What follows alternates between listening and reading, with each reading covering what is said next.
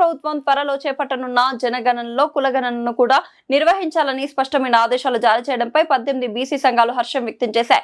BC Bhavan లో ఏర్పాటు చేసిన సమావేశంలో బీసీ సంక్షేమ సంఘం జాతీయ అధ్యక్షుడు ఆర్ కృష్ణయ్య ప్రధానమంత్రి నరేంద్ర మోదీకి కృతజ్ఞతలు తెలిపారు.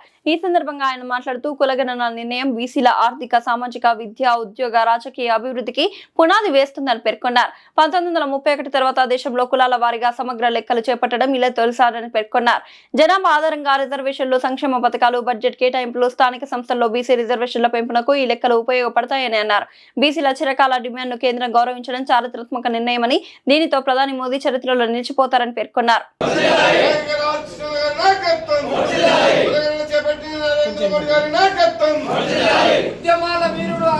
ఉద్యమాల వీరుడు ఆర్ కృష్ణ గారి నాయకత్వం,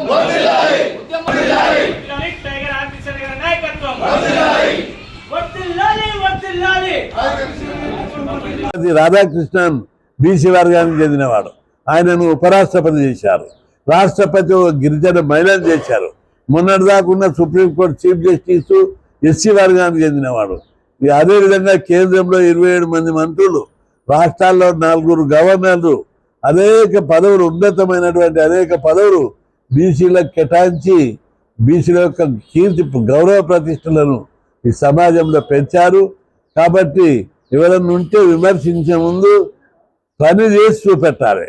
కాబట్టి బీసీల యొక్క హక్కుల కోసం, బీసీల యొక్క అభివృద్ధి కోసం బీజేపీ పార్టీ కట్టుబడి ఉందనేది ఈ లెక్కతోటి, ఈ కులగణనతోటి అర్థమైంది. దీని మీద భవిష్యత్తులో అనేక పథకాలు, అనేక ప్రణాళికలు, వారి అభివృద్ధికి పునాదులు ఏర్పడతాయని చెప్పి అందరూ కూడా దీన్ని, దేశ ప్రజలందరూ, రాష్ట్ర ప్రజలందరూ కూడా ఈ యొక్క చరిత్రాత్మక నిర్ణయం పట్ల మోడీని అభినందిస్తూ సభలు పెట్టాలి, హర్షాతిరకాలు వ్యక్తం చేయాలి, అభినందనలు జరపాలని చెప్పి రాష్ట్ర ప్రజలందరికీ విజ్ఞప్తి చేస్తున్నా. ఇది బీసీలు, బీసీ సంక్షేమ సంఘం 30 ఏళ్ల నుంచి మేము పోయి ఢిల్లీలో 100 సార్లు ధర్నా చేసినాం.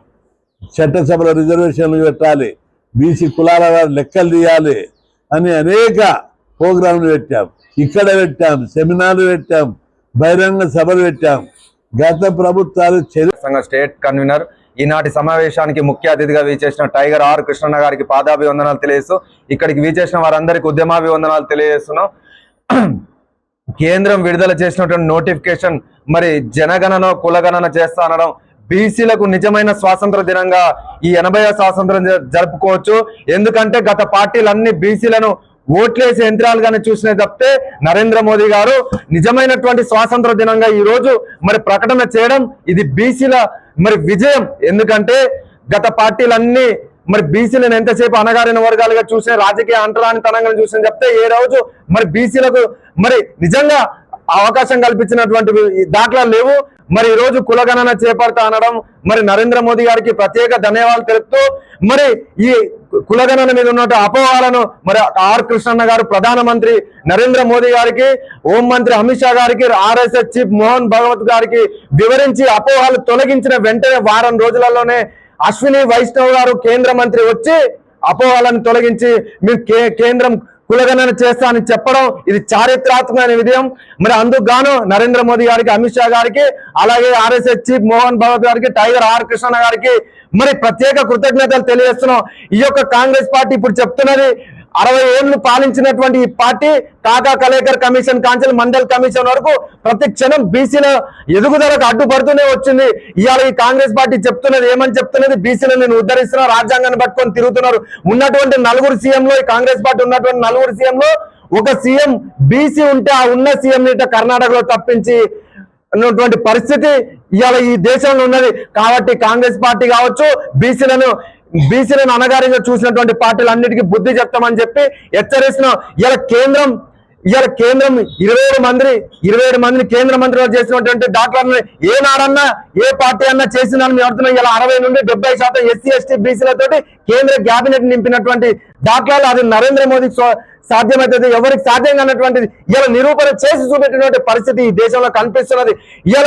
ఇలా రాష్ట్రపతి కావచ్చు, ఉపరాష్ట్రపతి కావచ్చు, అలాగే ఐఏఎస్ ఐపీఎస్ సంబంధించిన దాంట్లో కావచ్చు, ఓబీసీ రిజర్వేషన్లు కావచ్చు, అలాగే ఏబిసిడి వర్గీకరణ కావచ్చు, ఇలా ప్రతి ఒక్క దాంట్లో బీసీలకు న్యాయబద్ధంగా న్యాయం జరుగుతుందంటే ఇవాళ నరేంద్ర మోదీ గారి యొక్క ఒక బీసీ కావడం వల్లనే ఇవాళ చారిత్రాత్మక విజయం. ఇవాళ ఎస్సీ ఎస్టీ బీసీ అగ్రవర్ణ పేదలు ప్రతి ఒక్కరూ ఇలా హర్షం వ్యక్తం చేస్తున్నట్టే నరేంద్ర మోదీ గారు తీసుకున్నటువంటి సాహసోపేతమైన నిర్ణయాల వల్లనే ఇలా దేశ భవిష్యత్తు ప్రపంచ దేశాల్లో ఇలా భారతదేశం ఏ విధంగా ప్రపంచ ఖ్యాతిని పొందుతుందంటే అది నరేంద్ర మోదీ సంకల్పం వల్లనని చెప్పి తెలియజేస్తున్నాం.